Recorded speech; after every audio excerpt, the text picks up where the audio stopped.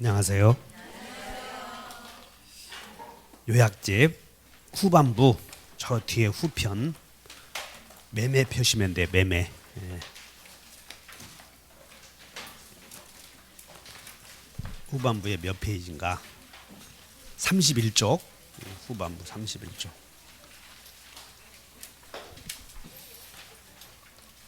자, 지금 우리 제 3편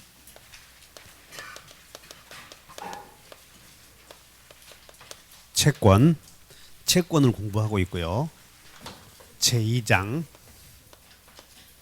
계약. 그래서 여기서 나오는 계약을 지금 우리가 배우는 계약을 채권 계약이라고도 하고 이걸 채권 계약이다. 이걸 채권 행위라고도 한다. 우리 민법 총칙에서는 다음 중 법률행위의 종류 중에서 물어보는 게 여기서 나오는 채권편에서 나오는 계약을 채권 생기는 법률행위라고 해서 채권행위라고 하고, 다른 말로 말하면 채권계약을 체결하면 권리가 생기기도 하지만 다른 면에서는 의무도 생긴다는 거야 이게. 그래서 채권계약은 의무부담행위다 이런 말을 써. 그러면 의무부담행위다 이런 말을 쓰는 이유는 처분행위와 구별하자 그 말이야. 처분행위. 그러니까 처분행위는 이행의 문제를 남겨놓지 않는 데 비하여 부담행위는 이행의 문제를 남겨놓는다 그런 뜻이야. 그러면 여기는 이행의 문제를 남겨놓기 때문에 약속할 때는 나중에 약속을 지키면 되므로 약속할 때는 소유권이 없어도 된다 이렇게 물어본다고 이게. 그래서 부담행위다. 그러면 제2장 계약에서 우리는 제1절 뭘 배웠냐면 제1절에서는 지금까지 계약 총칙, 계약법에서 나오는 총칙. 그래서 총칙에서는 뭘 다뤘냐면 계약이 어떻게 성립, 총칙에서는 첫째, 계약은 어떻게 성립이 되느냐. 자, 두 번째는 성립이 된 계약은 어떤 효력이 있느냐. 그래서 계약의 효력에 대해서 배웠어. 그 다음에 세 번째는 계약은 어떤 사연이 있으면 소멸하는가. 그래서 계약의 소멸 사유를 배웠고, 이제 제2절 증여 제3절 이제 제3절부터 나오는 계약의 종류를 여기서부터는 뭐라고 하냐면 총칙을 빼고 나머지는 다 이제 계약 각칙이라고 그래. 계약 각칙 중에서 우리가 배울 계약의 각각에서 나오는 규칙을 배운다는 거예요. 그 각칙 중에 하나가 따라한다. 매매. 그다음에 제4절 교환. 그리고 제5절 소비대차, 제6절 사용대차, 제7절 무엇이 등장을 해? 임대차. 그래서 오늘은 매매, 교환, 임대차 이거 배우고 특별법 문제 풀 거예요. 그러면 여기서 이제 매매를 배울 텐데 매매는 어떻게 성립이 되느냐 이런 거 배우지. 그래서 매매는 자, 매매가 성립이 되려거든. 첫째, 매매는 청승 합치만 있어도 된다고요. 일의 완성까지 있어야 된다고요. 그러면 청승 합치만 있고 일의 완성이나 물건의 인도까지 있어야 성립이 되면, 여기만 있어도 성립이 되면 다시 여기까지 있으면 다시 한번 낙성계약, 요물계약. 그래서 매매는 낙이요 요요? 낙 성립해서. 둘째는 계약이 성립이 되면 효력이 생길 텐데 매매가 이루어지면 물권 생겨, 채권 생겨. 그러므로 매매는 채권 계약이다 이렇게 물어보지. 그러면 채권 계약은, 채권 행위는 약정을 지켜야 될 텐데 한 사람만 약정 지키면 편무, 쌍방이 약정을 지켜야 되면, 그래서 매매는 편이요 쌍이요? 쌍. 이렇게 쌍무. 그러면 쌍만 나오면 졸다가도 쌍동이 이렇게 이런 효력이 생긴다는 거지. 그 다음에 쌍무계약은 모두 무슨 계약이다? 유상계약이다. 그러면 쌍무계약 그러면 양채무를 동시에 이행해야 되고 위험부담 문제가 생기고, 유상계약이다 그러면 어떤 걸 생각해야 되냐면 쌍방이 서로 대가적 의미가 있는 재산을 출연하므로 일방은 재산을 출연했는데 타방이 그에 상응하는 재산을 출연하지 못했다면 책임을 져야 된다는 거예요. 그것을 따른다. 매도인의 담보 책임.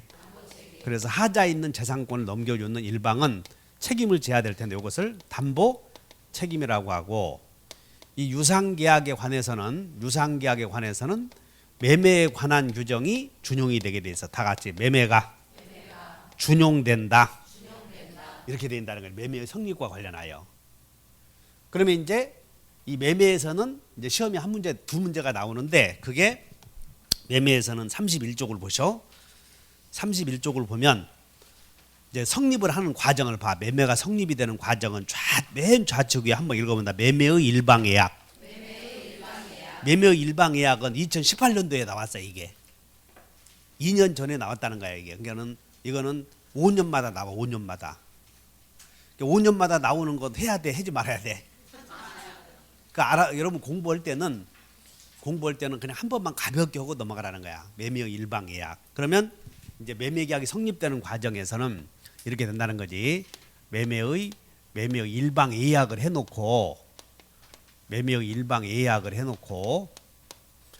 그럼 이제 일방예약을 했으면 나중에 상대방이 본계약 체결하자라는 걸 뭐라고 하냐면 예약 완결 의사표시라고 불러. 상대방이 예약자, 야 본계약 체결하자, 이게 예약 완결 의사표시란 말이야. 이렇게 해버리면, 예약 완결 의사표시가 이루어지면 매매가 성립이 돼버려. 이렇게. 근데 우리는 매매가 성립이 될 때 예약 없이 하는 경우도 있고 예약하고 나서 하는 경우도 있는데, 예약을 하고 본계약을 체결하는 경우는 작년에 나왔다는 거야 이게. 그래서 우리는 여기까지는 여러분들이 신경 안 써도 되고 한번 읽어보고 하면 돼.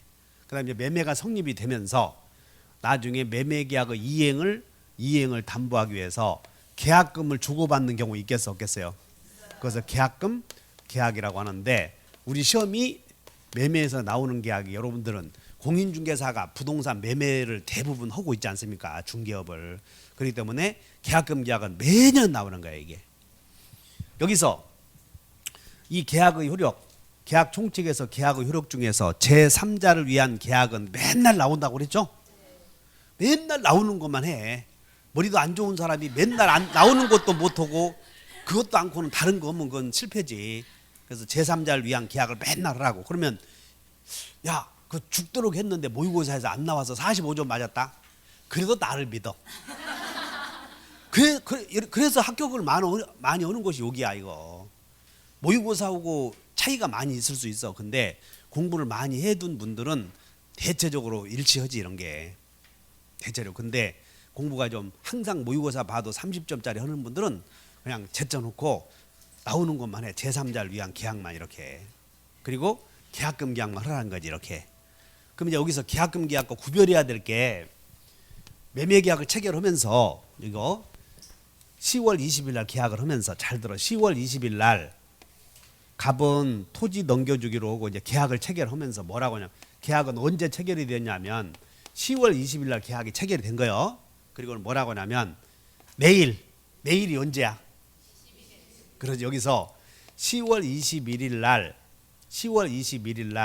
계약금 1,000만 원을 수수하기로 한다 이렇게 했어. 그러면 우리는 매매 계약서 속에 들어가는 모든 약정을 뭐라고 그러냐면 다 같이 특약, 약정, 부관, 약관 다 같은 의미라고 이게. 그럼 매매계약 하면서 우리는 지난주에 매매계약 하면서 매매대금 1억은 병에게 주기로 한다 이렇게 썼지 계약서에.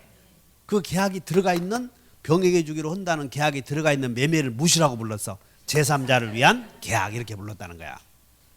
그러면 이제 여러분들은 오늘 주의해야 될 건, 계약금 계약오고 10월 20일 날 계약금 내일 1,000만 원 수수하기로 한다. 이것을 다 같이 계약금, 다시 한번 계약금, 약정, 계약금 계약을 두 개를 구별할 수 있어야 돼. 그러니까 이게 시험에 나오니까 지금 이거 두 개 구별 안 하면 안 되지. 그러면 계약금 약정은 계약금 실제로 주고받는 것이요, 주기로 하는 계약이야. 그 주기로 하는 계약이라고. 그래서 자, 내일 이제 10월 20일 날 1,000만 원을 수수했다면 요걸 뭐라고 하냐면 계약금 계약이라고 그래. 동의하셔? 그럼 여기서 10월 20일 날 계약하면서 내일 1,000만 원 수수하기로 한다 했는데 500만 걸었다면 계약이 성립되려거든 얼마 수수오기로 했어? 1000만 원. 근데 1000만 원 수수오기로 했는데 이대 완성은 500만 걸었다고. 1000만 원 수수오기로 했는데 1000만 원 주고받았다면 계약금 계약이 이루어지겠지만 500만 수수했다면 계약금 계약이 성립하지 않았다 이런 얘기예요. 요물 계약이니까. 동의하셔? 그럼 이제 문제를 풀어보자. 자, 문제를 한번 풀어봐. 어떻게 나오는지.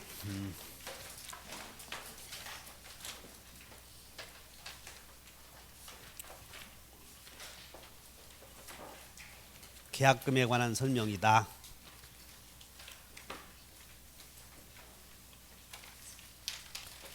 자, 283페이지를 한번 펴보셔.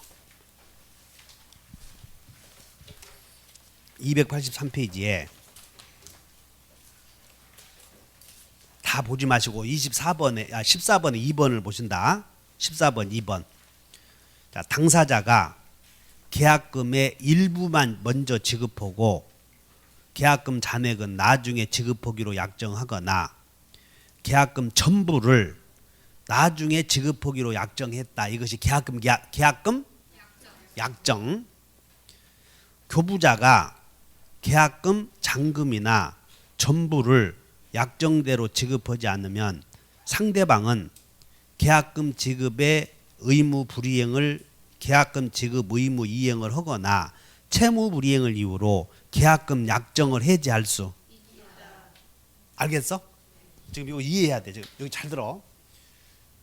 지금 10월 20일 날 계약을 하면서 내일 1000만 원 수수오기로 한다 했는데 내일이 왔다 이 말이야. 내일이 왔는데 1000만 원 줘 안 줘?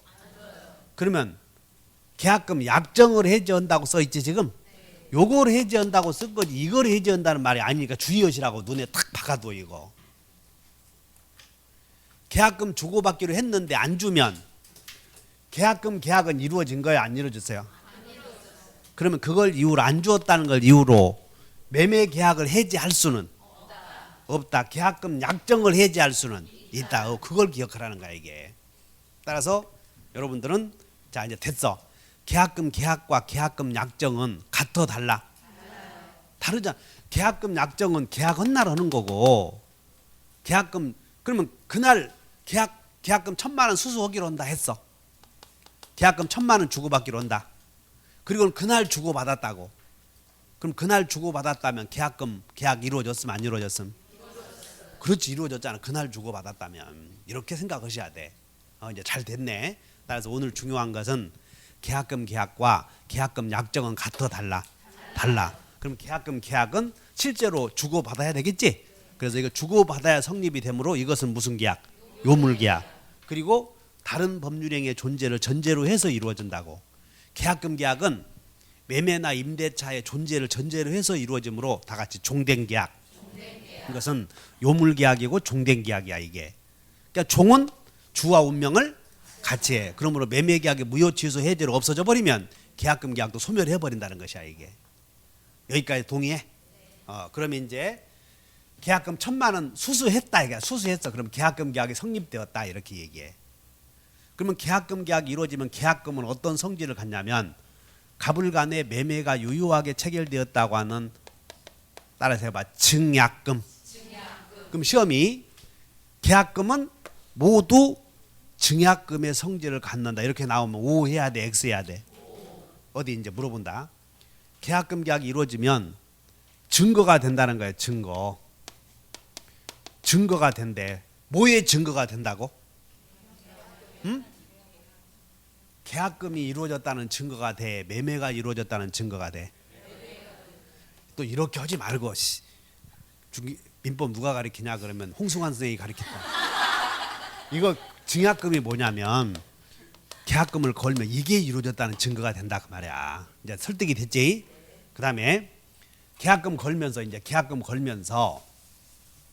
계약금을 걸었어. 계약금 계약이. 그러면 계약금을 걸면서 이제 계약을 했는데 중도금 안 주면 몰수한다 이렇게 썼다고. 중도금 안 주면 몰수하기로 한다 약정해서 이것을 뭐라고 하냐면 다 같이 위약금. 이것을 이런 걸 위약금의 성질을 갖는다고 그래. 그러면 계약금이 들어야 돼. 그냥 들어. 계약금이 위약금의 성질을 가지려거든 계약서에 써야 돼, 안 써야 돼? 이렇게 써야 된다는 거예요. 이렇게. 그러면 계약금이 몰수한다 이런 말 안 했다면 어쨌든 증약금의 성질을 갖는다고 그래서 그러면 이런 말이 안 했으면 계약금은 해약금으로 추정이 돼. 다 같이 계약금은 해추이다. 그러면 계약금이 위약금의 성질을 가지려거든 특약을 해야 된다 하면 돼. 그래서 계약금은 이제 세 가지 성질을 가져. 다 같이 증약금, 해약금, 위약금. 그럼 위약금의 성질을 가지려거든 몰수 약정 해야 돼, 안 해야 돼? 그래야지, 해야지. 이제 개념이 됐네. 그러면 이런 말을 안 했으면 계약금은 위약금이요, 해약금이요? 해약금이지. 그러면 계약금이 위약금으로 교부되었어도 여전히 해약금의 성질은 갖고 있어. 해약금의 성질은 갖고 있다고. 그러면 계약금이 해약금으로 교부되면 이제 해약금으로 교부되면 이행 착수 일방이 이행 착수 이제 이게 중요해. 이행 착수 전에 계약금을 건 사람은 포기하고 준 사람은 배액을 제공하고 계약 끝내자 해지할 수 있어. 그럼 여기서 배액을 제공하고 해지해서 계약금 1,000만 원, 계약금 1,000만 원 받은 2,000만 원을 제공하고 해지하려고 했더니 상대방이 돈을 안 받아. 배액을 제공했더니 안 받는다고. 그러면 해방공탁, 이것을 법에서는 해방공탁이라고 하는데 공탁을 해야 되는가 이게 문제가 생겨. 그래서 공탁을 할 필요는 없다 이렇게 기억하시면 돼. 그 다음에 이행착수라고 하는 것은 채무의 내용의 일부나 전부를 이행하는 것을 말하는데 쉽게 말하면 이행착수의 대표적인 게 중도금 지급이야. 그러면 이제 중도금 지급 그러면 자 이행착수에 대해서 우리 시험에 많이 나왔다고. 매수인이 잔금을 준비해서 매도인에게 등기소에 가자고 요구해서 등기소 가자. 그거 이행착수야 아니요? 그런 걸 이행착수라고 불러. 매수인이 중도금 주려고 중도금 주기로 한 날 중개사 사무실에서 만나서 주기로 했어. 어디서 주기로? 얼굴도 한번 볼 겸 정다운 사람끼리. 그래서 중개사 사무실에서 기다리고 있어. 삼성부동산에서 기다리고 있다고. 중도금 2,000만 원 들고 봉투에다 지갑에다 싸서 꽉 주머니에다 넣고 기다리고 있다고. 이행착수야 아니요? 이행착수. 중도금 주려고 찾으려고 은행 가고 있다. 그런 건 따라서 이행의 준비라고 한다고. 그러니까 이행착수는 객관적이어야 된다 이렇게 하시면 돼. 그럼 여기서 이행착수가 이제 아닌 거 에어버려. 소재기. 토지 넘겨달라고 소재기한 건 넘겨달라고 요구한 것이지 준 게 아니잖아. 그 다음에 관할관청 토지거래 허가구역 내에서 관청의 허가는 당사자가 한 것이 아니잖아. 그러니까 이행착수 아니다. 그러면 소재기해도 해지할 수 있고 관청의 허가가 있어도 해지할 수 있다 그 말이야 이게. 그러나 매매대금 대신에 어음을 주었다. 어음을 끊어서 주었어. 착수야 아니요? 착수다 이렇게 하시면 돼. 그래서 그림을 봐. 거기에 자 31페이지에 요약집 31페이지 4번 봐. 양가로 4번. 2번에 양가로 4번. 2번에 양가로 4번 눈이 오셨나? 다 같이 소재기. 관청의 허가는 착수 아니고 은행도 어음의 교부는 착수다 착수 아니다. 이제 착수 그거 하나 기억을 해 놓으셔. 그럼 이제 여기 보자.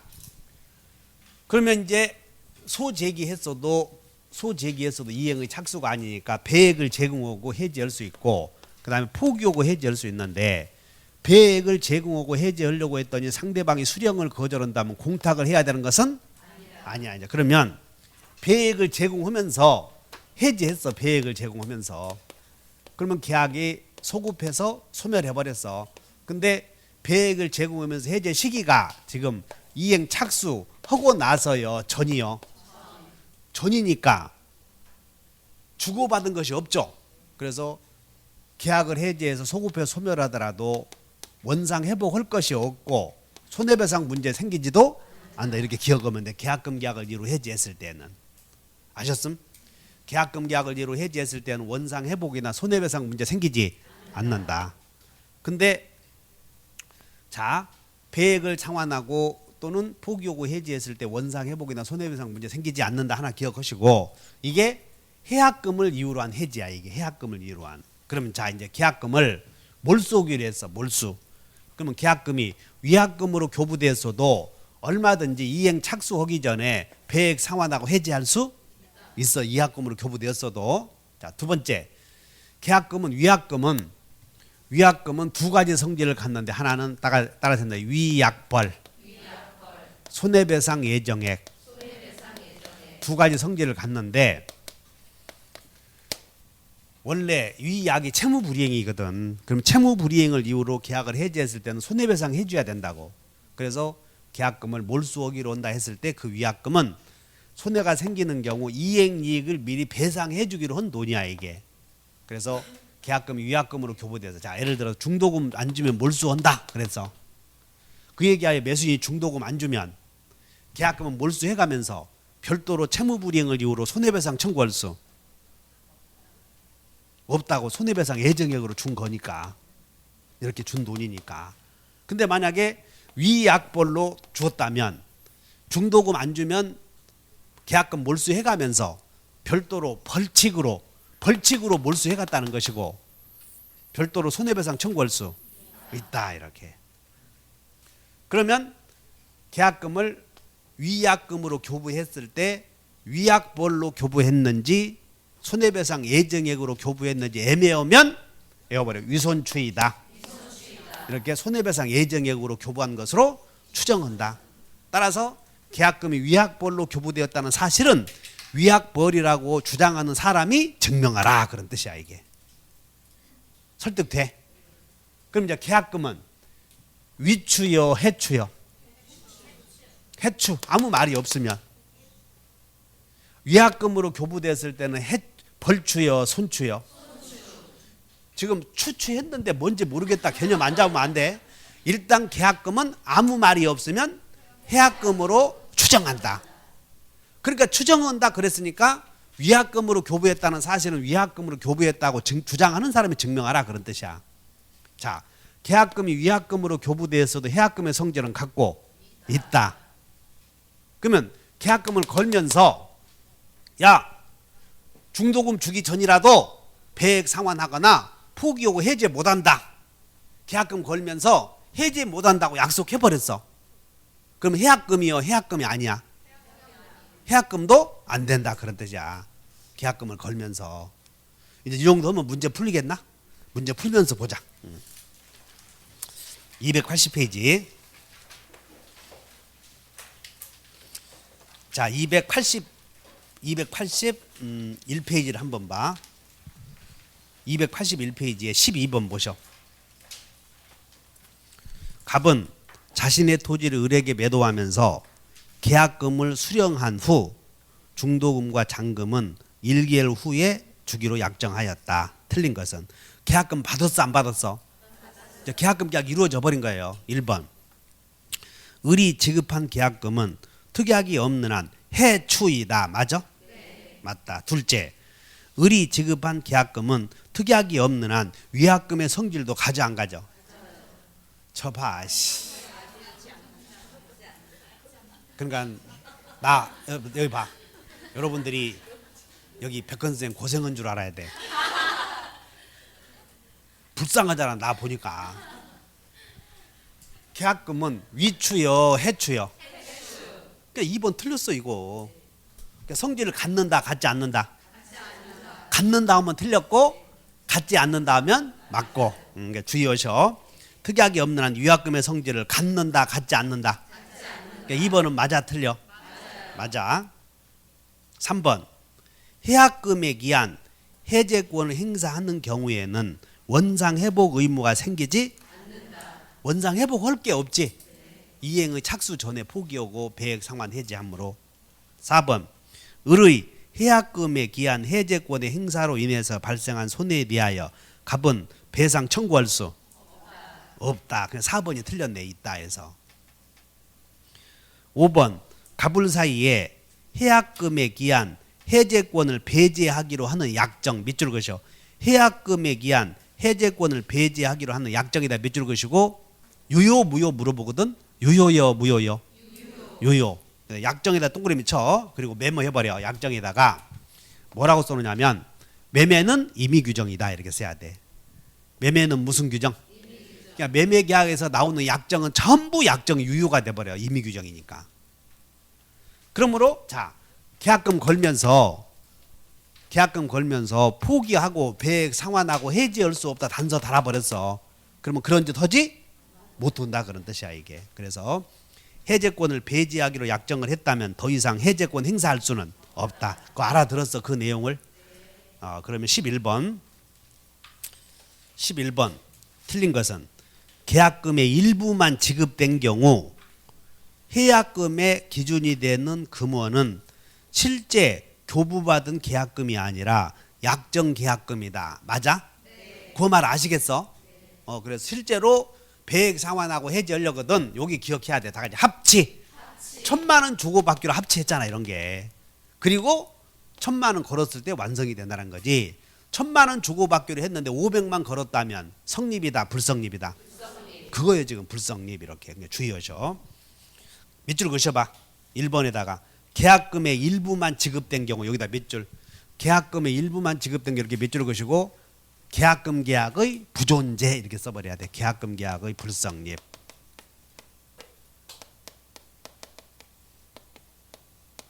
성립이다 불성립이다? 불성립.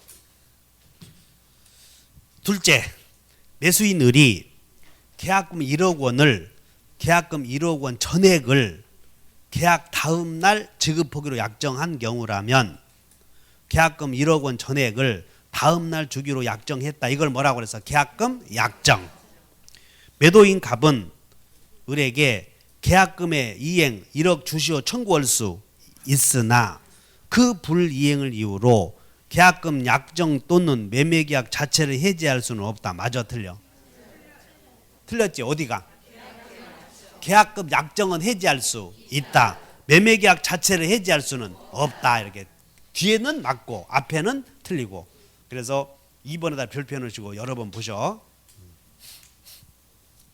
3번 당사자의 약정에 따라 계약금이 해약금과 자 밑줄 그셔. 해약금과 손해배상 예정을 겸하는 경우 밑줄.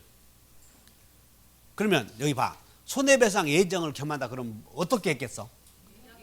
그러지 위약금 약정이야 그게. 그게 뭐라고? 위약금 약정. 그럼 자 위약금 계약이 자 다시 한다. 위약금 계약이 이루어지면 해약금의 성질도 갖고 있어 안 갖고 있어? 그 말을 지금 포함하고 있어. 위약금으로 교부된 경우에는 해약금의 성질과 손해배상 예정의 성질을 겸한다 이런 얘기야. 자 겸하는 경우 그것이 부당이 손해배상 예정액으로서 부당이 과다한 때에는 법원은 이를 적당하게 감액할 수 이것은 일반론이야. 일반론. 손해배상 예정액이 너무나 과하면 다 법원에서는 감액할 수 있어요. 이렇게. 3번은 그냥 5 하면 돼. 4번 계약금은 위추요 해추요? 해추다. 그 다음에 5번 해약금에 의해서 해제를 되는 경우에는 원상회복 의무는 인정될 여지도 없다. 그럼 이제 10번 2로 간다. 계약금은 언제나 증약금의 성질을 갖는다. 맞아? 네. 그럼 이제 여러분들 이렇게 돼. 계약금은 언제나 해약금의 성질을 갖는다 하면 틀렸잖아. 틀렸어. 언제나 해약금이요. 아무 말이 없어야 해약금이야. 그럼 해약금의 성질을 갖지 못하는 경우도 있어 없어? 있어. 특약에 의해서. 특약에 의해서 해약금 안 된다 해버리면 해약금도 아니라는 거예요. 그런 내용이다. 2번 매매계약 성립 후에 교부된 계약금도 계약금의 성질을 갖는다. 맞아? 계약금은 꼭 매매 훗날 교부해야 돼. 다음에 교부해도 돼. 그 얘기야. 다음에 교부해도 된다. 3번 매매계약 일부 이행의 착수. 밑줄 그셔봐. 일부 이행의 착수. 자 여기 봐. 이행에 착수해버렸다면 일방이 이행에 착수했다면 둘 다 해지하지 못한다 그래 얘기야. 일방이 이행에 착수했다면 쌍방 모두 계약금 계약을 이유로 해지할 수는 없다.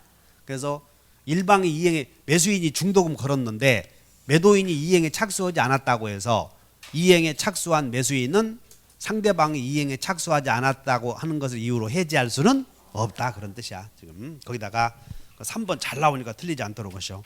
매매계약 일부 이행에 착수한 매수인은 매도인의 이행 착수 전에는 임의로 계약금을 포기하고 해지할 수 없다 해야 돼.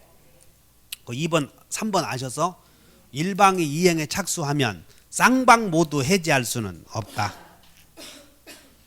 4번 계약금 계약을 위약금으로 하기로 하는 특약이 없는 한 채무불이행을 이유로 계약이 해제되더라도 실제 손해만을 배상받을 수 있다. 몰수 못해 이런 거. 5번 토지거래 허가를 받지 않아서 유동적 무효인 상태의 계약에 있어서도 당사자 사이의 매매계약은 매도인이 배액을 상환하고 계약을 해지함으로써 적법하게 해제?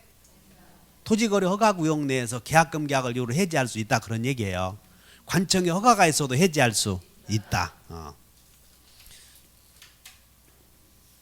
자, 한 장 넘겨보셔. 282페이지에 2번만 보자. 다 중복되니까. 자, 매도인이 매수인에 대하여 매매 계약 이행을 최고하고 매매 잔대금 지급을 구하는 동그라미 쳐. 소송 제기. 자, 동그라미 이행의 착수 동그라미 쳐. 이행 착수 다 아니다. 아니다. 계약금 포기하고 해지할 수 있다. 지금 그건 그 단순히 소제기는 이행 착수 아니다 그런 얘기요. 관할 관청 허가도 이행 착수도 아니다. 3번 채권 계약에 있어서 당사자 사이에 교부된 계약금은 해약금의 성질을 가지나 그 계약금을 위약금으로 하기로 하는 특약이 없는 한 당연히 손해배상 예정액으로서의 성질을 가진 것이라고 볼 수는 없다. 아셨나 뭔 얘기인지? 계약금을 걸었다면 손해배상 예정액은 아니라는 거예요. 그건 해약금이고. 그럼 손해배상 예정액이 되려거든 몰수약정해야 된다 그 말이야. 이런 게 몰수약정을 해야 된다. 설득돼요? 5번 계약금을 포기하고 행사할 수 있는 해제권은 당사자의 합의로 배제할 수 있어 없어? 그것을 고민하지 말라고. 민법에서는 매매에서는 다 합의로 할 수 있어. 이렇게 아까 매매는 무엇이라고 그랬어? 임의규정. 한 장 넘겨. 284페이지에 15번과 16번은 중복되니까 16번은 삭제해버리고 15번만 보자. 그러니까 같은 내용이 반복됐어. 자, 15번 위로 간다. 갑소유 토지를 을이 매수하면서 계약금 3천만 원을 갑에게 지급하였다. 옳은 거. 1번 기억. 갑을 사이의 계약금을 위약금으로 하는 특약이 없는 이상 계약금을 손해배상 예정으로 볼 수는 없다. 2번 갑이 매매계약 이행에 전혀 착수한 바가 없다. 을이 중도금을 지급하여 이행에 착수하였다. 을은 계약금을 포기하고 해지할 수 없다.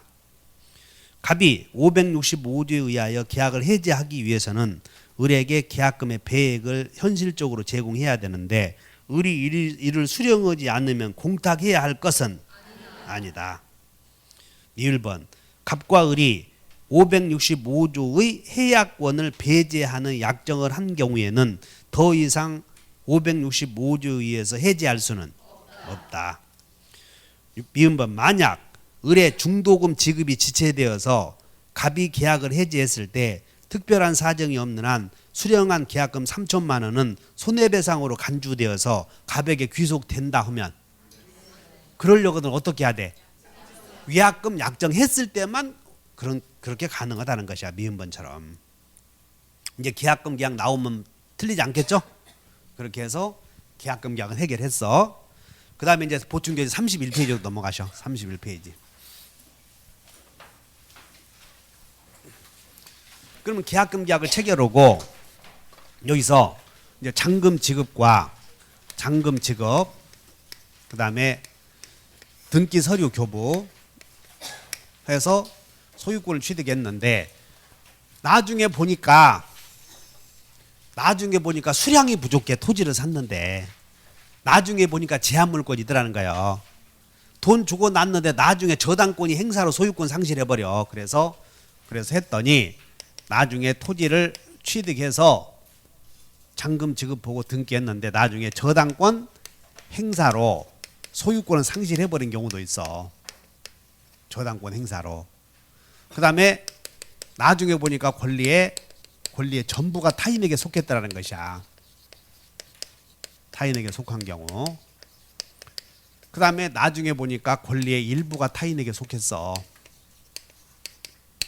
그리고 나중에 보니까 측량해 보니까 수량 부족이거나 그리고 원시적 일부 불능이더라는 거지. 원시적 일부 불능인 경우. 그리고 나중에 보니까 전세권자가 나타났어. 유치권자가. 그래서 나중에 보니까 제한물권이 있어. 제한물권 있는 매매. 그리고 나중에 보니까 이놈의 건물이 들어가서 보니까 건물이 붕괴될 염려가 있어. 그래서 보니까 물건에 하자가 있는데 그것이 특정물에 하자가 있는 경우, 그리고 특정물 하자가 있는 경우와 나중에 보니까 수박을 샀는데 수박은 다른 물건으로 대체가 가능하지. 그래서 종류의 하자가 있다고 해요. 종류물의 하자 이런 게. 특정물 하자, 다시 한번 종류물 하자. 이런 게 있더라 이 말이야. 그러면 매도인의 담보 책임이 유상계약이다 보니까 유상계약의 특성상 인정되는 책임이다 보니까 이 책임은 원래 책임지는 자는 과실이 있어야 돼 없어야 돼요? 있어야 되는데 이 경우 매도인의 담보 책임은 물건에 하자가 있다는 사실을 알든 모르든 엄격하게 책임을 져야 돼. 그래서 매도인의 담보 책임은 따라선다. 무과실 책임이다. 그러면 무과실 책임이므로 매수인에게 과실이 있을 때 네 과실과 내 과실을 제거하는 걸 과실상계라고 그래. 그래서 매도인의 담보 책임은 무과실 책임이므로 과실상계에서는 안 된다. 이런 문제가 생겨. 자, 거기다 그대로 놔두고 전반부로 한번 가보자. 전반부 쭉 놔두고 전반부로 가서 78페이지 보시면 77페이지에 전반부 77페이지 보면 맨 좌측 1번에 매도인의 담보 책임은 유효일 때 생겨 무효일 때 생겨? 유효일 때 생겨. 그 다음에 그 책임은 과실이요 무과실 책임이야? 그러니까 무과실 책임이니까 거기다 몇 줄 것이요? 과실상계의 규정이 적용될 수 없다. 그 다음에 매도인의 담보 책임은 강행규정, 임의규정이고 매도인의 담보 책임은 원시적 일부 불능의 경우에도 생겨. 그러다 보니까 오른쪽에 유상계약의 원시적 일부 불능은 77페이지 봐 보충교재 유효이고 매도인의 담보 책임으로 해결하며 8번 토지를 샀는데 공장용 건축 허가가 안 나.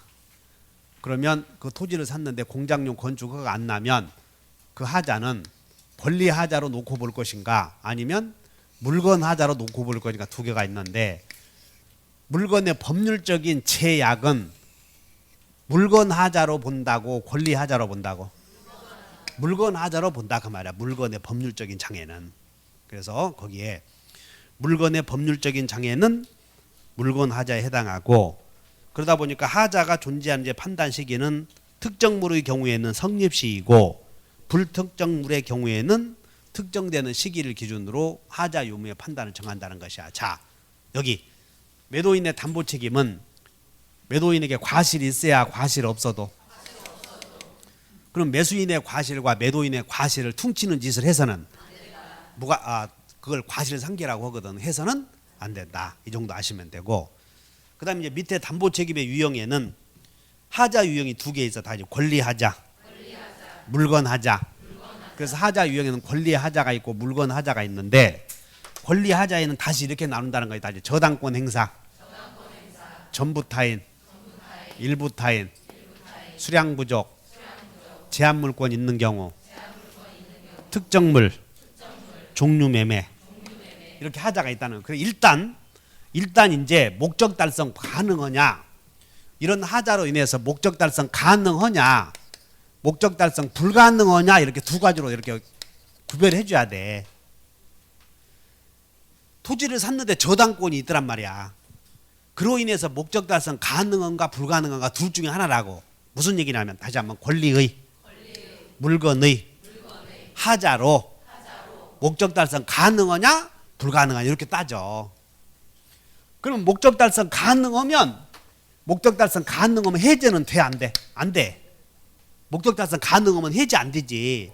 그래서 목적 달성 가능하면 대금 깎아주시오 하든가 대금 감액을 청구할 수 있으면 대금 감액 청구하면서 손해배상 청구하든가 아니면 목적 달성 가능해서 대금 감액을 할 수 있는 기준이 없다면 손해배상만 청구하든가 선택해야 돼. 이렇게 해제는 돼 안 돼? 안 돼.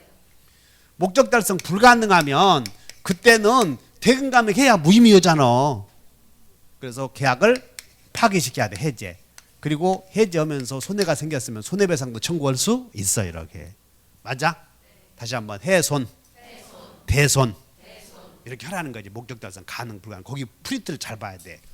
근데 여러분들 책에 읽다 보면 문제풀이 하다 보면 목적 달성 불가능한 경우에 하나여 해지할 수 이렇게 나오면 그냥 오해해야 되는 거예요. 목적 달성 할 수 없는 경우에 하나에 해지할 수 있다. 그럼 그냥 오해해야 된다고 이렇게.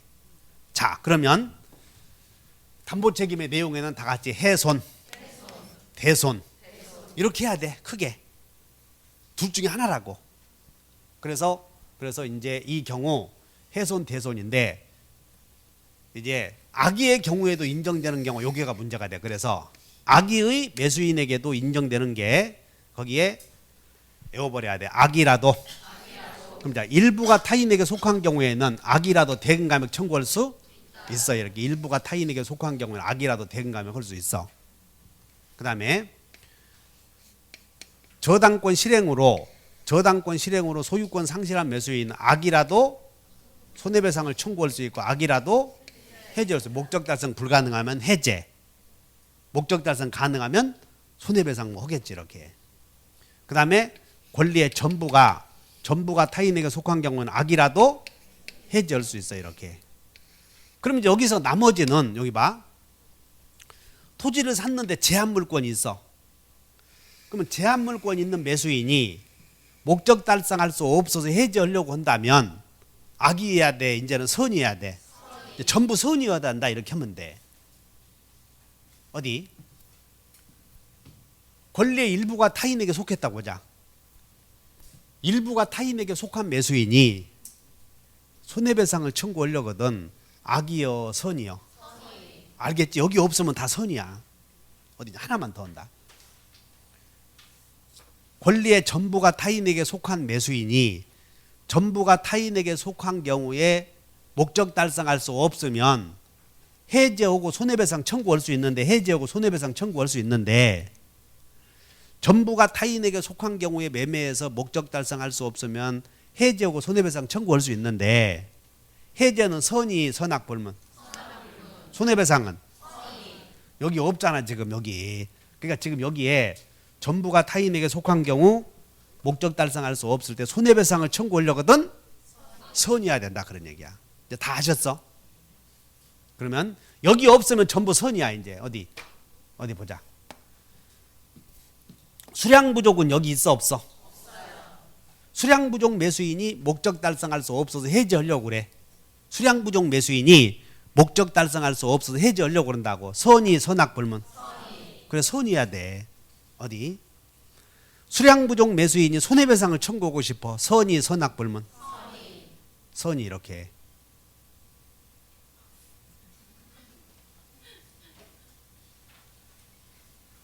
그러면 선악 불문하고 손해배상 청구권 인정되는 사람 몇 사람이야? 선의하게 할 것 없이 손해배상 인정되는 사람 몇 사람이요? 무시 세 사람이냐? 아니 내가 그림을 잘못 그렸나 싶어서 지금 물어보는 거예요. 하나밖에 없잖아 여기. 근데 어째 또 참. 그러면 어디? 선악 불문하고 계약을 해지할 수 있는 사람 몇 사람이요? 두 사람. 다시 한번. 저당권 실행. 전부 타인. 그러면 선악 불문하고 대금 감액이 인정되는 사람 몇 사람이요? 누구? 일부 타인. 일부가 타인에게 속한 경우에만 선악 불문하고 대금 감액을 청구할 수 있고.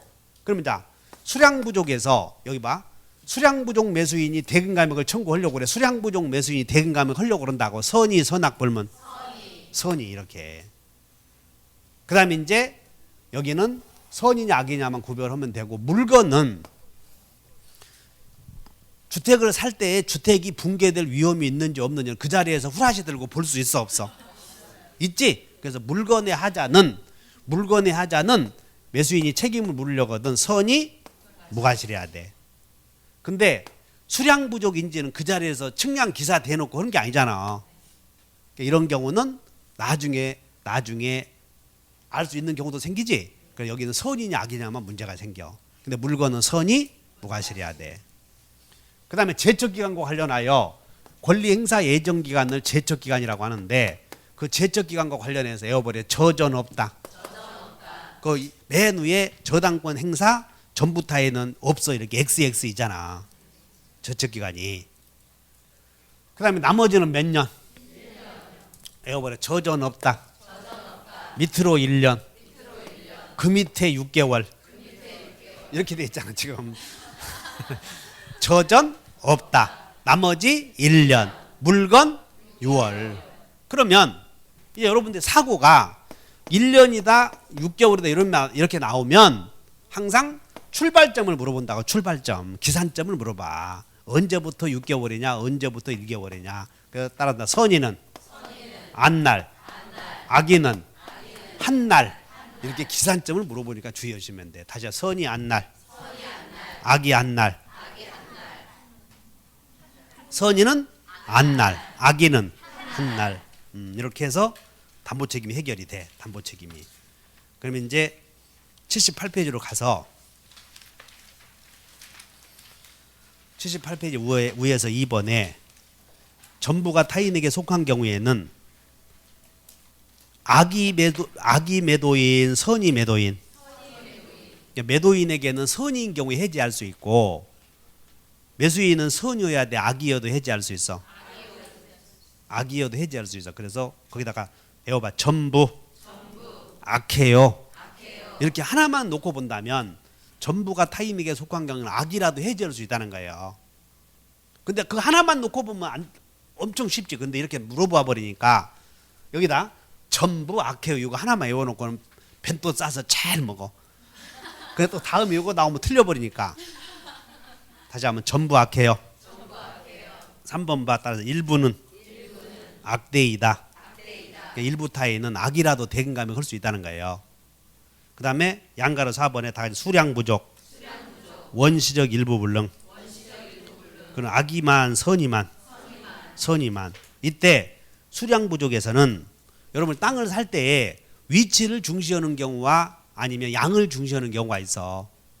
그래서 위치를 중시하면 수량 부족 매매가 아니고, 위치 중심이 아닌 면적을 중심으로 했지? 그러면 이런 건 수량 부족 매매라고 그래. 그래서 수량 부족은 계약서에다 꼭 수량이 얼마라고 써야 된다, 안 써도 된다? 안 써도 돼. 수량 부족은 평당 얼마다 이렇게 쓰는 게 아니라니까. 면적을 중시해서 면적을 중요 요소로 해서 가격을 정했다면 수량 부족이야. 그 4번에 1번 봐. 동그라미 1번 시작. 면적을 가격을 정하는 가장 중요한 요소로 파악하고 한 매매는 수량 지정 매매에 해당한다. 그럼 계약서에 수량 지정이라고 써야 돼, 안 써도 돼? 그래 썼다면 분쟁이 없겠지. 그러니까 계약서에 꼭 써야만 되는 게 아니고 위치를 중시해서 면적을 중시해서 그런 것들 딱 보시고 판례집 기출문제를 한번 봐. 그 쫙 시험에 다 나와 있으니까 판례집을. 그 다음에 5번 제한물권 있는 경우는 악이 선이만. 외워버려. 제한선. 다시 4번부터 읽어본다. 수원선. 제한선. 그 다음에 6번 물건의 경우에는 선이 무과실. 선이 무과실이어야 돼. 그래서 6번에 1번 건축 목적으로 매매된 토지에 대하여 건축 허가를 받을 수 없으면 권리하자여 물건하자여. 그러면 토지를 샀는데 건축 허가가 안 나면 권리하자냐 물건하자나 놓고 봐도 요거 하자라고. 자 이제 문제다. 토지를 샀는데 건축 허가가 안 나는 경우에는 매수인은 매도인에게 담보 책임 물을 수 없어. 원칙은 이제. 토지를 샀는데 건축 허가가 안 나면 담보 책임 물을 수 없어.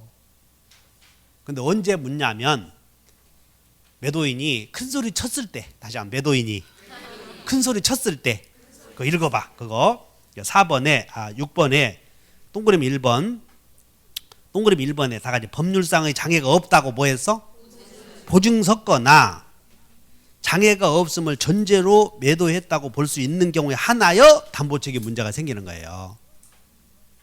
그래서 잘 기억해야 돼. 토지를 샀는데 건축 허가가 안 나면, 자, 물건 하자다, 권리 하자다. 물건 하자. 책임 물을 수 없다. 언제? 매도인이 큰 소리 쳤을 때만, 내가 책임진다 했을 때만 물을 수 있어. 이렇게 주의하셔.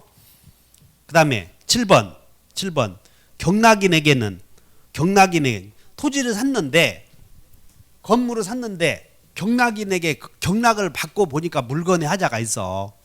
그러면 이걸 이유로 담보 책임을 묻는다면 재경매를 의미하지. 이거 봐. 경락인은 물건의 하자를 이유로 한 책임 물을 수 없어. 그럼 권리의 하자가 있을 때는 물을 수 있다는 거예요. 그럼 1차로 누구에게 묻냐면 1차로 매도인인 채무자에게 묻고 매도인이 자력이 없겠지? 그럼 2차로 채권자에게 요거 주의하시면 다 1차로 채무자가 누구냐면 매도인이야.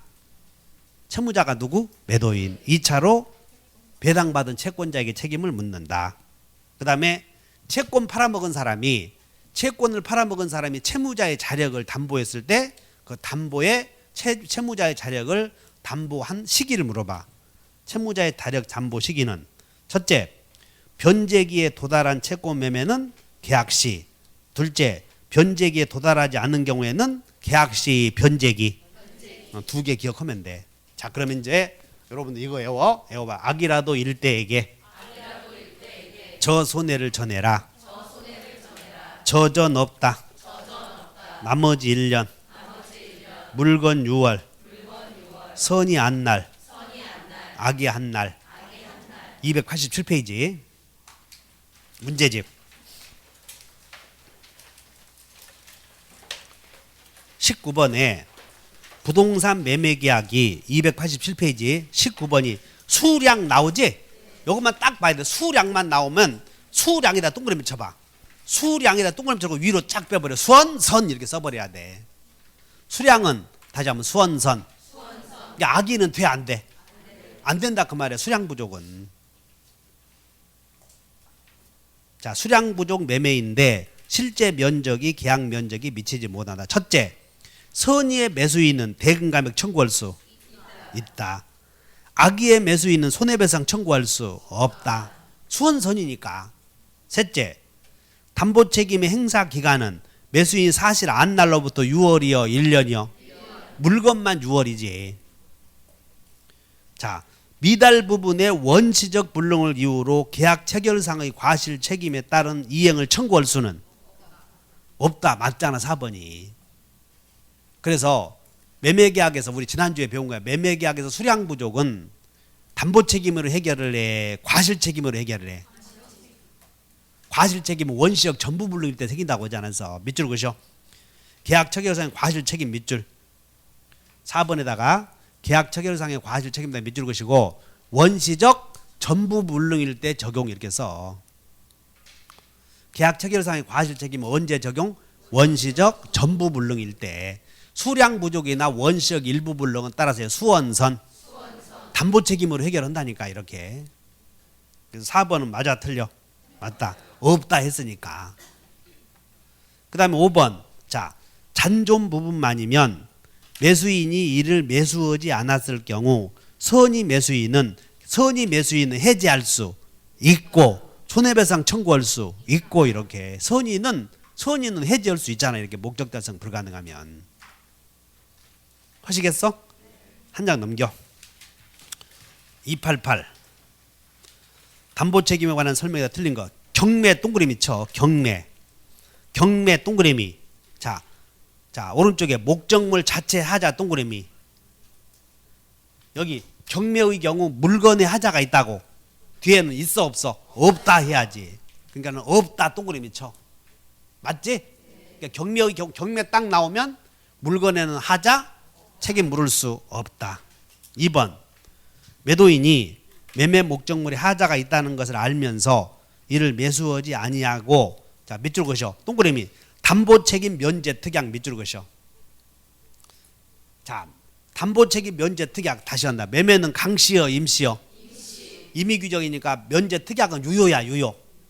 그런데 담보 책임 안 지기로 했으면 안 져도 되는데 근데 매도인이 알고서 고지하지 않은 사실이 있었지 그런 것까지 면하는 것은 아니라는 거예요. 이게 담보 책임 면제 특약은 유효지만 매도인이 알면서 고지하지 않은 사실에 대해서까지 책임을 면하는 것은 아니다.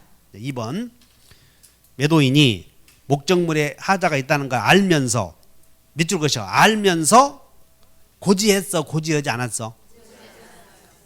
그랬으면 책임을 면치 못한다.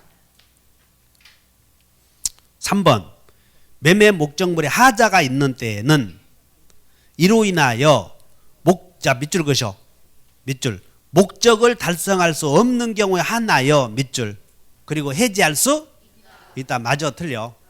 맞아. 이렇게 목적 달성할 수 없어야 해지하고 목적 달성 가능하면 해지는 안 된다는 거예요. 4번 매매 목적이 된 권리 일부 동그라미 쳐. 일부가 타인에게 속하여 매도인이 권리를 취득해서 이전할 수 없는 때에 자 매수인은 그 부분의 비율로 대금 감액 청구할 수 있어. 그러니까 일부는 선의하게 따져 안 따져? 안 따지니까 대금 감액 청구할 수 있다고 써놓은 거야. 선의하게 안 썼잖아. 이런 거 있다. 자 5번 매도인의 담보 책임은 무과실 책임이므로 밑줄 맞아 틀려? 과실 상계하면 돼 안 돼? 안 돼. 그런데 하자의 발생 및 그 확대에 가공했다 나오지? 사람이 개입했다 그 말이야. 가공한 매수인의 잘못이 있다면 그 잘못은 참작할 수 있다 해야지. 아까 매도인의 담보 책임은 매도인의 과실을 상계해서는 안 돼.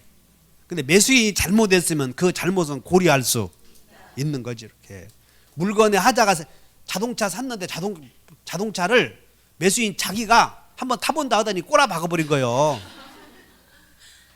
그러면 하자가 생기는 데 대한 가공했어 안 했어? 그러면 그것은 참작해야지 그 얘기지.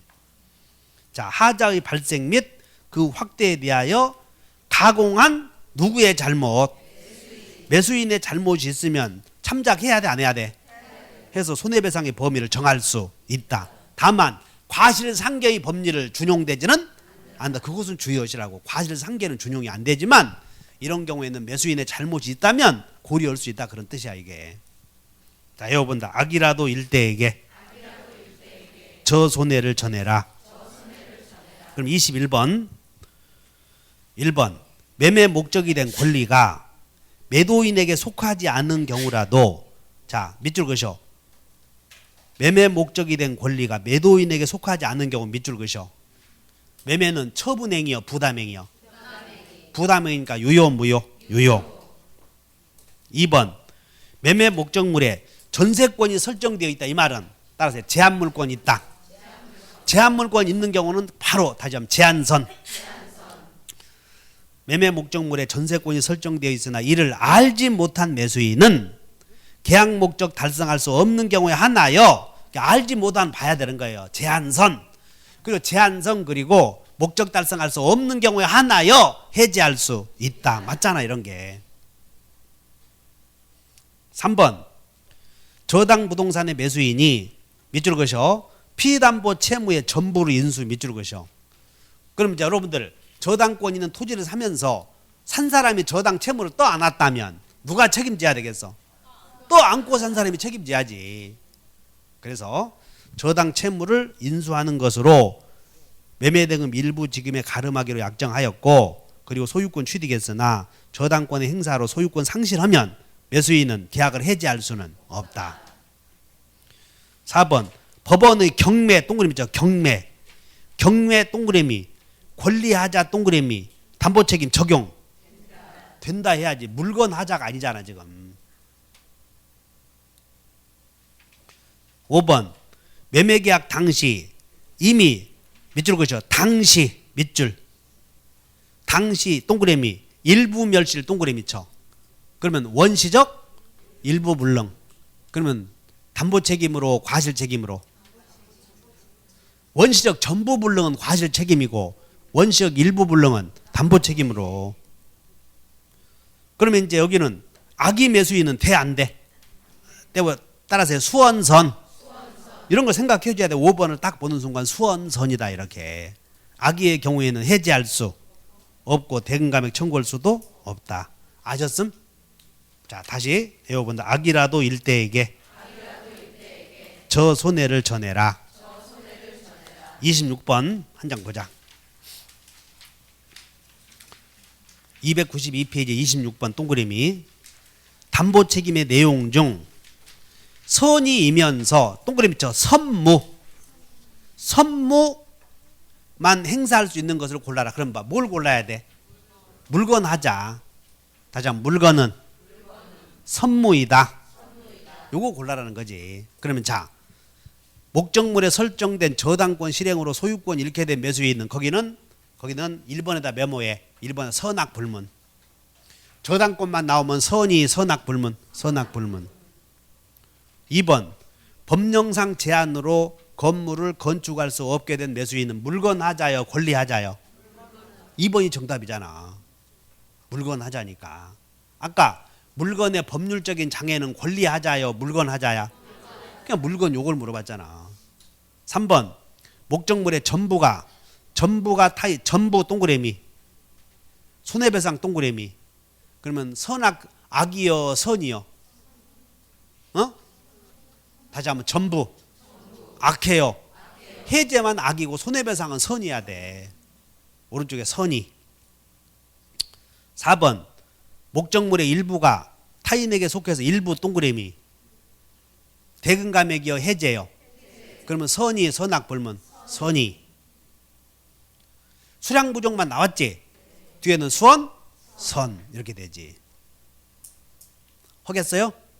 27번 매도인의 담보 책임 틀린 것은 자, 건축 목적으로 매매된 토지에 대하여 법률상 건축 허가를 받을 수 없어서 건축 허가가 불가능하다. 권리하자다. 물건하자다. 물건하자에 해당한다. 타인 토지의 매매 계약은 원칙적으로 무효 유효? 유효. 4번 3번 타인 권리 매매로 인한 담보 책임의 내용인 손해배상액은 지금 여기서 지금 손해배상 해야 되는데 손해배상액은 실내이익에서 이행이익에서 우리는 지금 유효인 경우지. 지금 여기 봐. 따라서 계약 책임. 우리 지금 계약 책임을 배워. 담보 책임도 계약으로 생긴 책임이라고. 근데 담보 책임은 계약 책임은 다시 무효일 때. 유효일 때. 지금 계약 책임 중에서 담보 책임은 지금 유효일 때 생기지. 그냥 무슨 얘기야? 이행이익이지. 엄청 쉬운 거예요. 다시 한번 유효이면 계약 책임에는 두 가지가 있어. 다시 한번 계약이 무효일 때, 유효일 때. 우리는 지금 계약이 무효 배워, 유효 배워. 유효 배우니까 이행이익이요, 실내이익이요. 내가 생각해도 참 기특하게 잘 가르쳐줘. 내가 생각해도 그런 것들을 법의 근본을 아는 사람들은 가르쳐 주는 거라고 이렇게. 그래서 손해배상 나오면 이행이익, 실내이익, 이행이익 틀렸고. 4번 타인 권리 매매에서 목적물을 매수인에게 이전할 수 없게 된 것이 오직 밑줄 그으시봐. 오직 매수인의 귀책 사유가 있었지? 그러면 매수인의 귀책 사유로 매도인이 넘겨줄 수 없다면 매도인은 책임 있어 없어? 여러분 책임 없는 자는 책임 없다. 이런 경우는 아무 책임이 없잖아 지금. 그래서 원래는 매도인은 무과실 책임이지만 근데 넘겨줄 수 없는 거에 대해서 오직 매수인 때문에 그랬다면 책임지지 않는다. 5번 자, 매매 목적 부동산에 설정된 저당권 동그라미 쳐봐. 저당권 행사 동그라미 쳐. 그럼 행사 나오면 이제 소유권을 취득할 수 없거나 취득한 소유권을 잃은 때에는 매수인은 밑줄을 그으셔봐. 매수인은 거기다가 선의하게 썼어 안 썼어요? 안 썼지? 그러니까 저당권 행사만 나오면 매수인은 선악 불문이다 그런 뜻이야. 계약을 해지하고 손해배상을 청구할 수 있다. 자, 외워봐. 악이라도 이거 안 해오면 못해. 이거 해오면 다 해결이 되고. 다시 한번 악이라도 일대에게 저 손해. 그러니까 저당권만 나오면 선악 불문하고 손해배상 해지할 수 있다는 거예요. 그 다음에 전부타인은 악이라도 해지할 수 있고. 그럼 전부타인이 손해배상 청구하려거든. 선의. 일부타인이 해지하려거든. 선의. 없으면 다 뭐야? 선의. 물건은 선의 무과실. 이렇게 해버리면 돼. 자, 쉬었다 합시다.